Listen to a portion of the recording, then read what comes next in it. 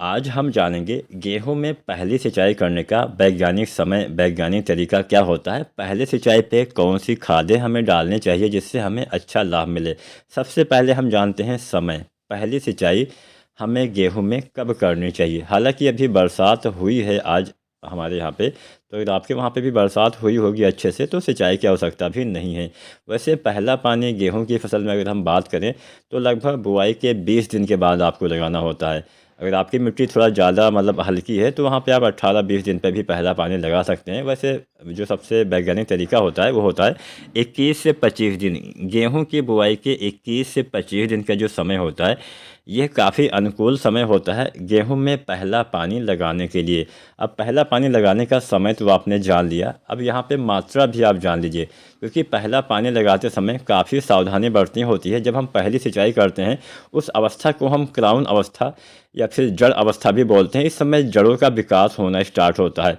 अब यहाँ पे पहला पानी आप लगाएंगे, बहुत ज़्यादा पानी अगर भर जाता है खेत में तो नुकसान ये होता है कि सबसे ज़्यादा नुकसान जड़ों को ही पहुँचता है। जड़ में तनाव आ जाता है, जड़ों में नुकसान पहुँचता है, जिससे पत्तियाँ आपकी पीली हो जाती हैं। जब पत्तियाँ आपकी पीली हो जाती हैं तो पौधे की जो ग्रोथ है, जो बढ़वार है वो रुक जाती है, कल्ले का विकास रुक जाता है, जड़ों का विकास रुक जाता है, हरियाली चली जाती है।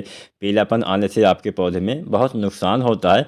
आपको वहाँ पे जहाँ जहाँ पे पीलापन दिखेगा वहाँ पे उत्पादन भी आपको कम ही देखने को मिलेगा। इसलिए मेरा यही आप सभी से निवेदन है कि पहला पानी हल्का हल्का ही आपको लगाना है, बहुत भर के पानी नहीं लगाना है। अब एक समस्या वहाँ पे उन खेतों में आती है जो खेत हमारे लेवल यानी बराबर नहीं होते हैं, कहीं पे ऊंचा कहीं पे नीचा। इसमें एक दिक्कत ये आती है कि हम ऊपर पानी ले जाने के चक्कर में ऊपर पानी चला तो जाता है लेकिन वही पानी नीचे भी बाद में चला जाता है, जिससे नुकसान ये होता है कि हमारे एक तरफ तो पानी ही नहीं पहुँच पाता है, दूसरी तरफ पानी भर जाता है। तो जहाँ पर पानी भर जाता है वहाँ पे भी नुकसान, जहाँ पे पानी नहीं पहुँचता है वहाँ पे भी नुकसान। ना तो बहुत ज़्यादा पानी की आवश्यकता इस अवस्था में पौधे को होती है, ना ही बहुत कम। तो सीमित मात्रा में आपको सिंचाई करनी होती है। तो मान लीजिए आप बुआई कर चुके हैं, आपका खेत बराबर नहीं है तो कोई बात नहीं, अगले साल से आप कोशिश करिए, फिर गेहूँ की कटाई के बाद आप कोशिश करिए कि अपने खेत को आप लेवल यानी बराबर करवा लीजिए। बराबर करवाएंगे तो कहीं पर भी आप पानी का पाइप रख देंगे तो पूरे खेत में पानी एक समान फैल जाता है।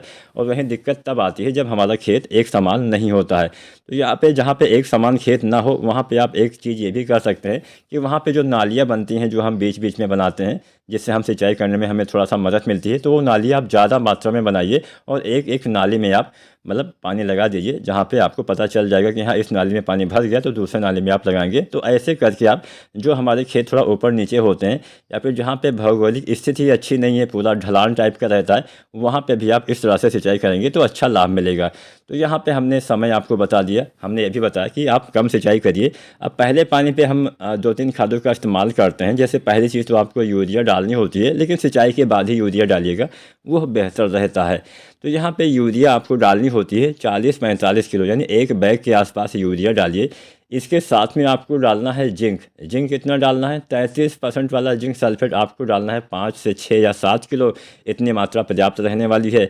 और अगर आपको 33% वाले नहीं मिलती है तो आप 21% वाले जिंक भी डाल सकते हैं। 8 से लेकर 10 किलो 1 एकड़ खेत के लिए इतनी मात्रा जो है वो पर्याप्त रहने वाली है। तो दोनों में से कोई एक जिंक साथ में यूरिया आपको 40-45 किलो पहले सिंचाई के बाद डाल देना है। बहुत ही बढ़िया फ़ायदा आपको देखने को मिलेगा।